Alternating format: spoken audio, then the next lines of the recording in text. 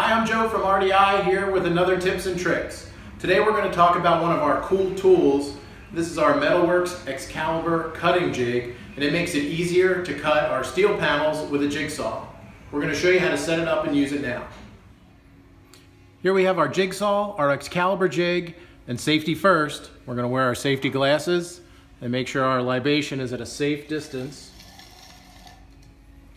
before we start. First, we need to set up our jig to our saw. So we're going to put our sole plate of our saw against the stop here and just make a cut across this jig so it's tailor-made for our saw.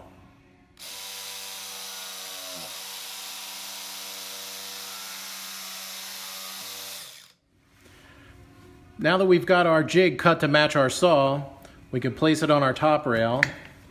And now when we make our cut right on our line, the plate of our saw will go right over the jig here and avoid rubbing on the top rail and creating damage.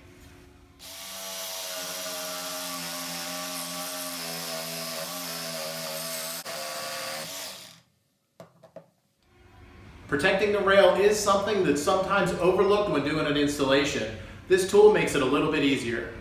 For a complete list of instructions and videos, visit us at rdirail.com.